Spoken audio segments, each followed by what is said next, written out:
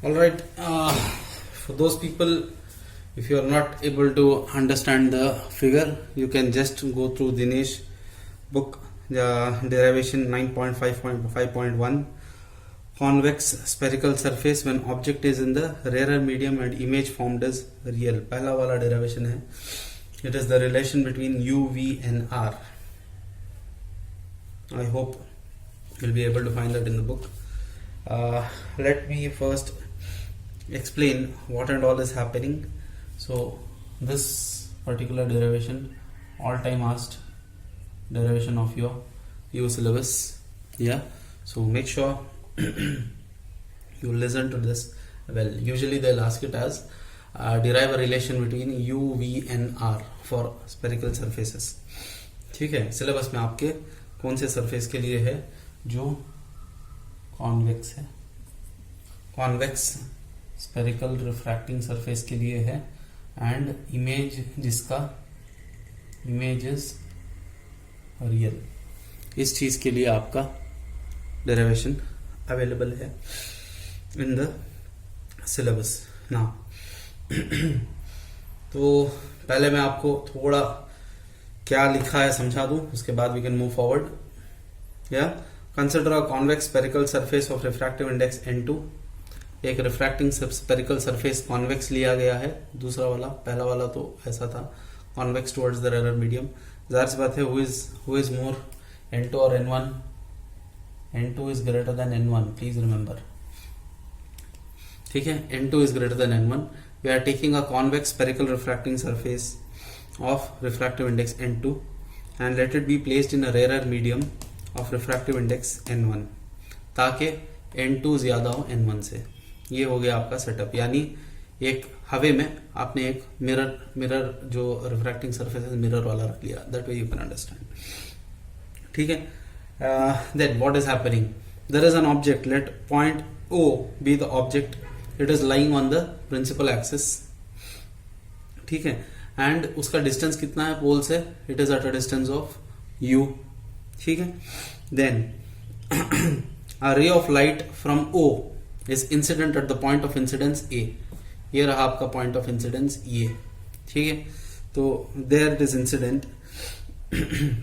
Then what is the normal, normal is the line joining centre of curvature and the point of incidence. तो C से लेकर मैंने join किया है, ये हो गया आपका नॉर्मल जो इस तरीके से जा रहा है. ठीक है, तो that is your normal. Normal डालने के बाद आमतौर से याद होगा आपको, रिफ्लेक्शन भी जब हम करते थे ना तो नॉर्मल से ही करते थे, नॉर्मल से ही एंगल्स निकालते थे. ठीक है, तो उसी तरीके से अभी भी नॉर्मल से एंगल निकाला गया है. तो angle of incidence is I measured between incident ray and the normal. ठीक है, तो that is your first part.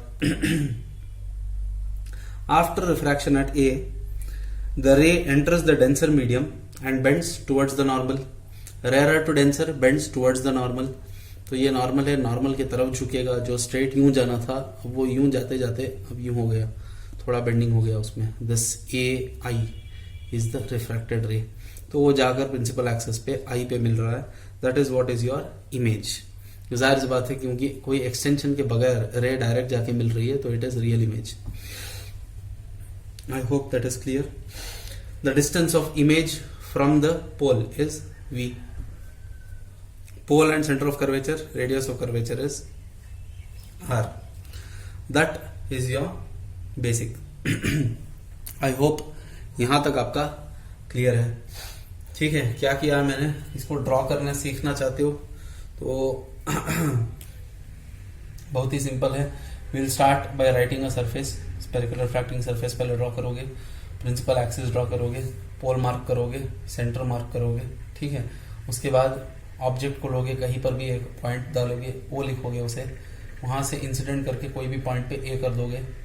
Incident होने के बाद it has to bend towards the normal. Normal draw करोगे C से लेकर पॉइंट ऑफ इंसिडेंस. नीचे ड्रॉ करते तो भी वैसा ही आता.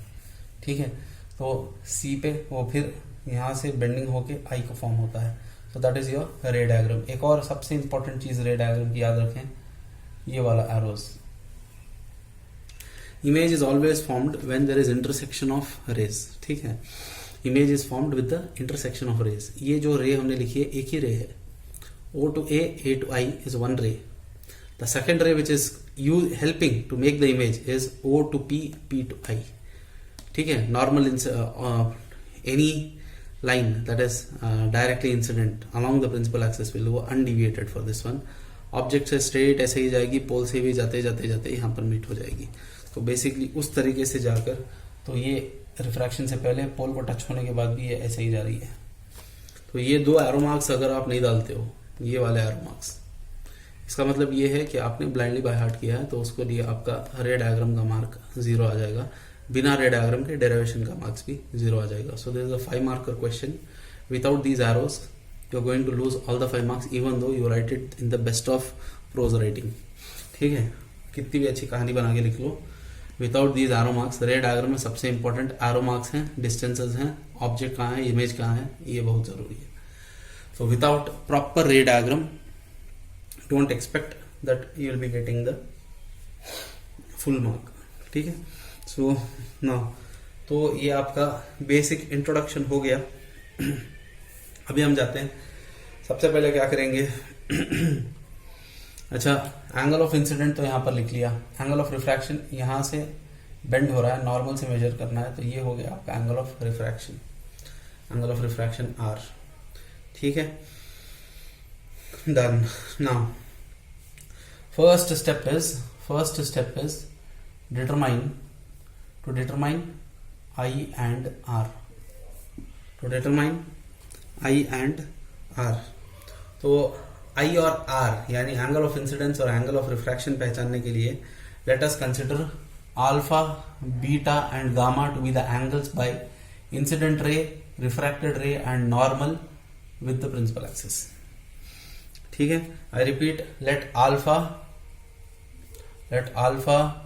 beta and gamma be angles made by incident ray, refracted ray and normal with principal axis respectively. ये वाली लाइन बहुत ही इंपॉर्टेंट है। क्या मतलब है इसका, हमने 3 नए एंगल अज्यूम किया है, अल्फा, बीटा और गामा। ये वो एंगल्स हैं जो इंसिडेंट रे, नॉर्मल रे और रिफ्रैक्टेड रे और नॉर्मल बना रहा है प्रिंसिपल एक्सिस से। ठीक है, देन एक कंस्ट्रक्शन भी कर रहे हैं हम। What is the construction? As usual last time भी किया था, draw AN perpendicular to principal axis। ठीक है, I'm writing shortcut, you will be writing full। draw AN perpendicular to the principal axis, यहाँ पर ड्रॉ किया है। ठीक है, सो ये एट द एंगल 90 डिग्री है, लिखने की जरूरत नहीं है, यहाँ पर स्क्वायर डाला है, स्क्वायर का एंगुलर सिंबल ही 90 डिग्री बता देता है।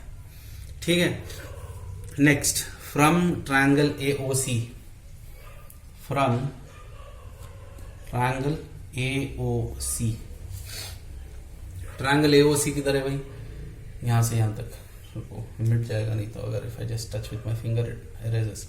AOC इतना, ये वाला triangle is it visible first of all?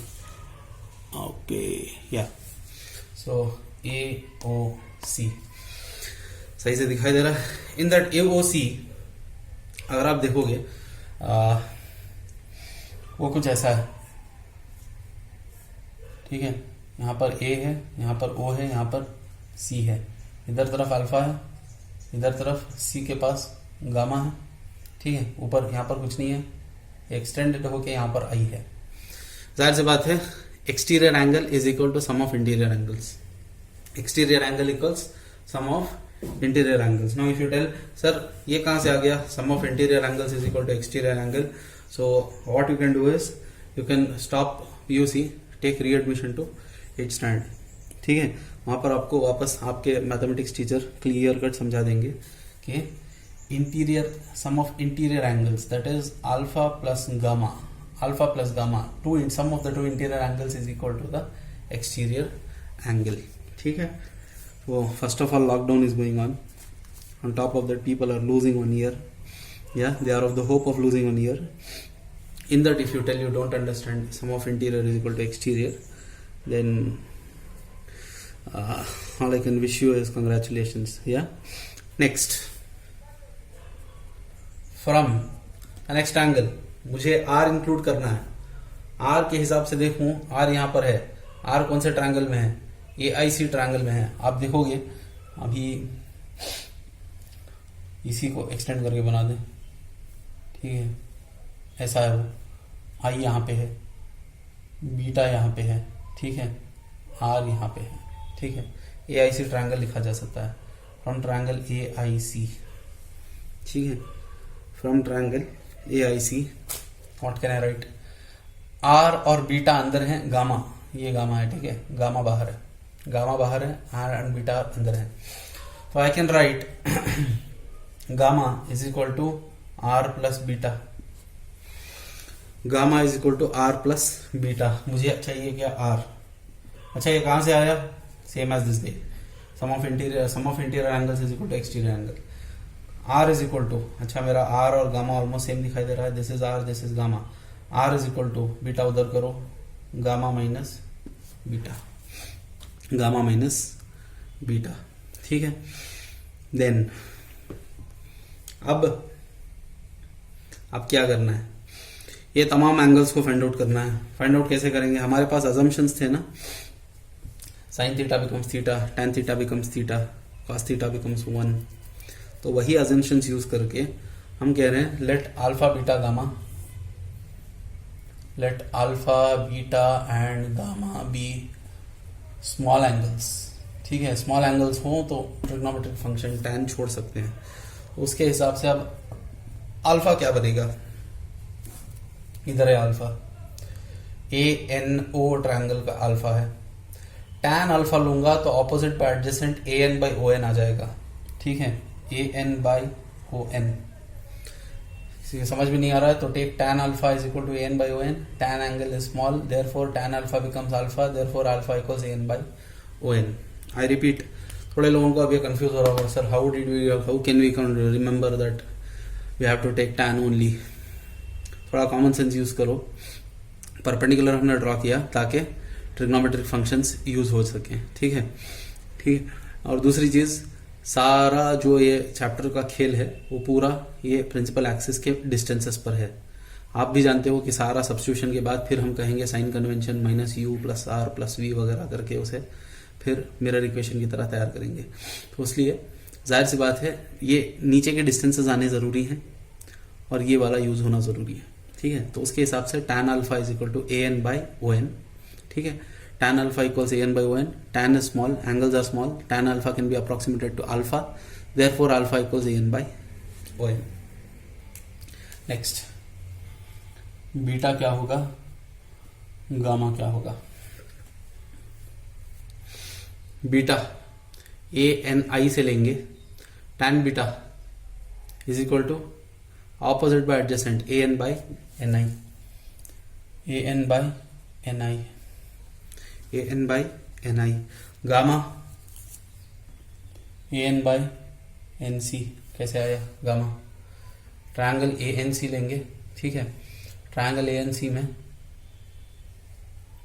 tan gamma equals opposite by adjacent AN by NC, AN by NC.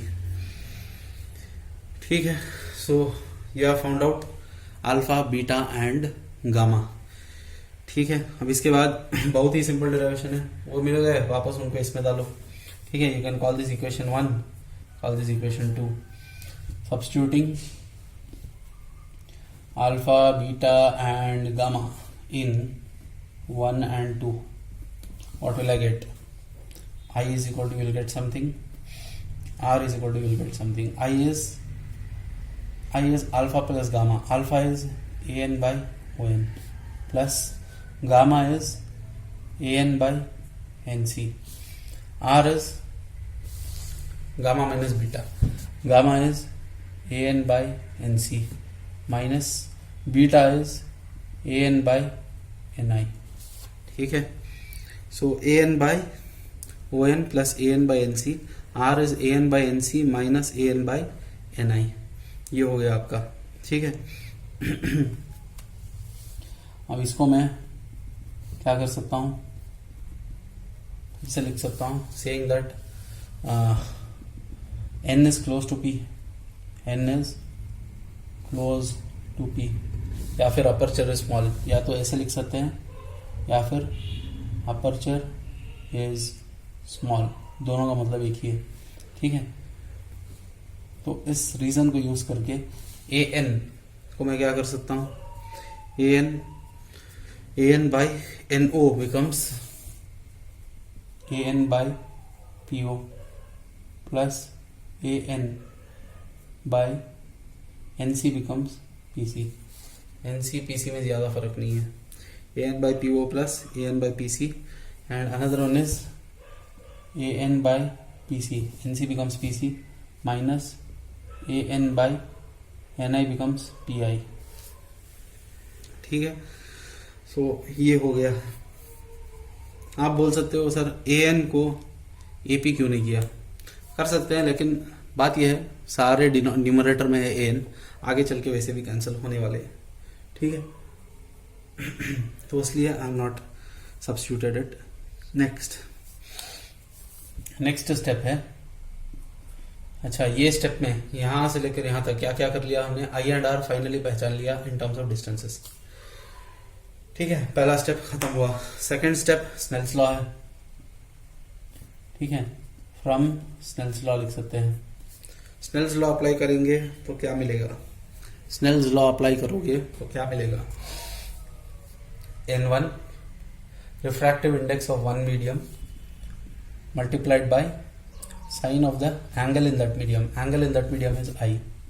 अब ये मत समझना अल्फा बीटा गामा हमारे assumption है, कैलकुलेशन के लिए लिखे गए हैं। Second refractive index is N2, angle there is R, N2 sin R आएगा, N1 sin I equals N2 sin R। फिर since angles are small, angles are small वो आप लिख लेना, ठीक है। तो I can write N1I is equal to N2R, N1I is equal to N2R, ठीक है। उसके बाद उन लोगों को सबको सब्स्टिट्यूट करना पड़ेगा ना।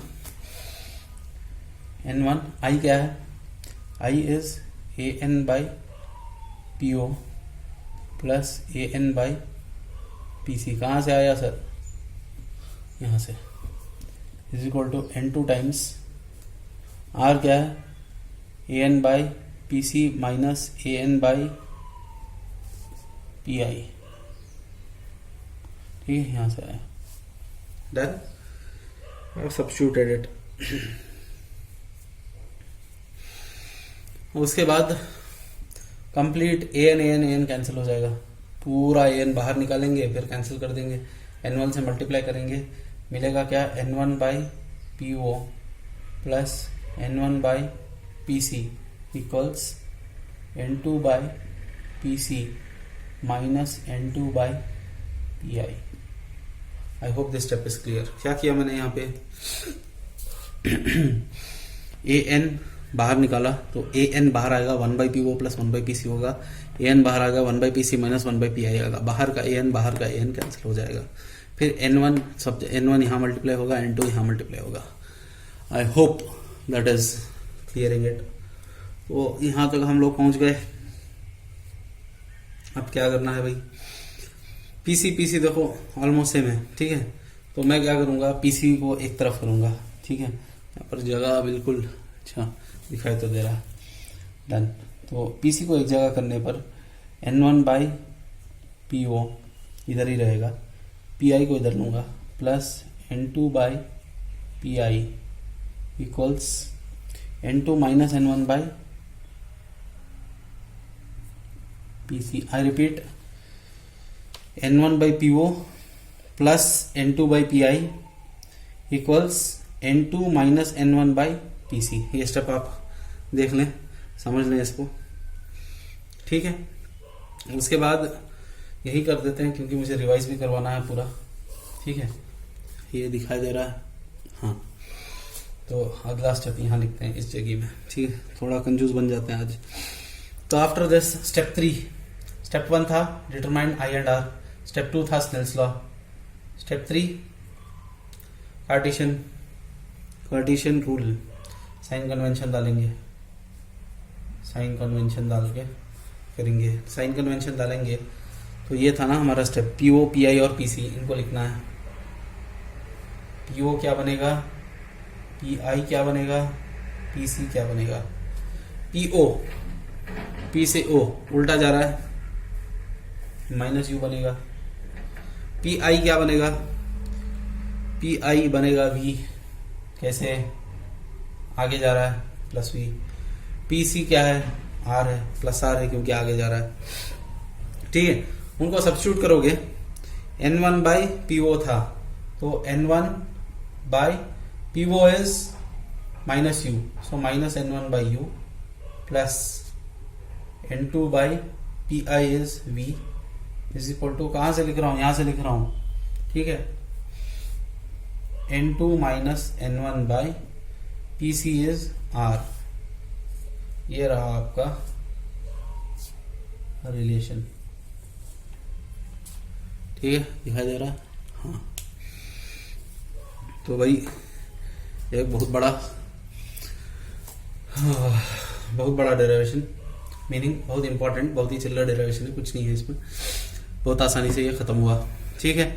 सो let me just revise it once again, then we can stop this thing, because ये डेरिवेशन एक दिन में कम से कम 5 बार प्रैक्टिस करना है, बिना देखे दनादन लिखना है, खाने के पहले एक बार, खाने के बाद एक बार, मेडिकल टैबलेट्स की तरह।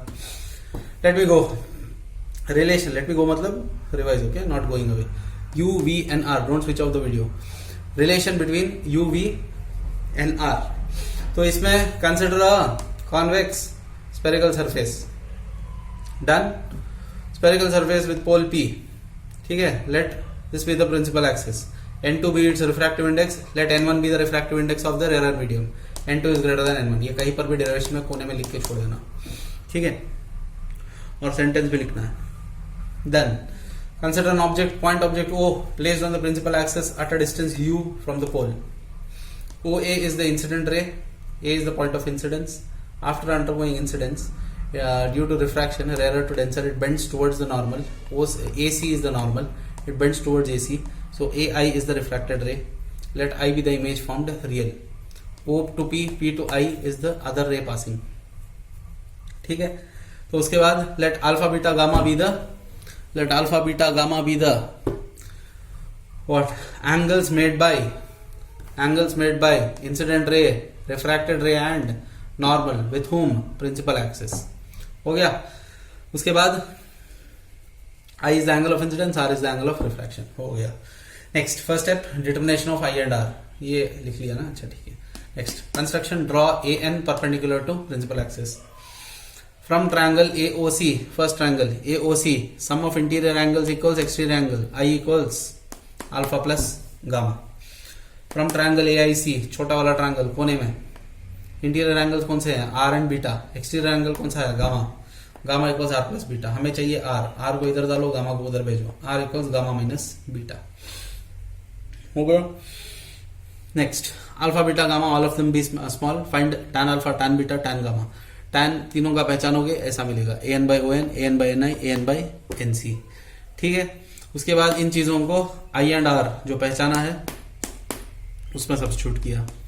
उसके बाद क्या किया, N is close to P और अपर्चर इज स्मॉल, बोला N जहां जहां है P डाल दिया। उसके बाद स्नेल्स लॉ अप्लाई किया, N1 sin I equals N2 sin R. Angles are small, sin I becomes I, sin R becomes R. तो N1 I equals N2 R, I और R ऊपर से सब्स्टिट्यूट कर लिया। न्यूमरेटर में AN कॉमन है, सबको कैंसिल किया, N1 से मल्टीप्लाई किया, N2 से मल्टीप्लाई किया। उसके बाद PC दो जगह पर है, एक जगह ले लिया, N2 minus N1 by PC हो गया, ठीक है। उसके बाद third step, sign convention, PO, PI and PC, PO minus U, PI V, PC R, substitute किया, डाल दिया, minus N1 by U plus N2 by V equals N2 minus N1 by R। इसको छेड़ना नहीं, जिस तरीके से लिखा है उसी तरीके से लिखना है, उसी तरीके से याद करना है, n2 by v minus n1 by u लिखोगे बाद में फिर कंफ्यूजन होगा। एक तरीका है इसको सीखने का, learn it this way itself, minus n1 by u plus n2 by v equals n2 minus n1 by r। I hope this particular derivation is clear. इसके मुतालिक और चंद बातें उसको इन द नेक्स्ट क्लास इंशाल्लाह। Thank you.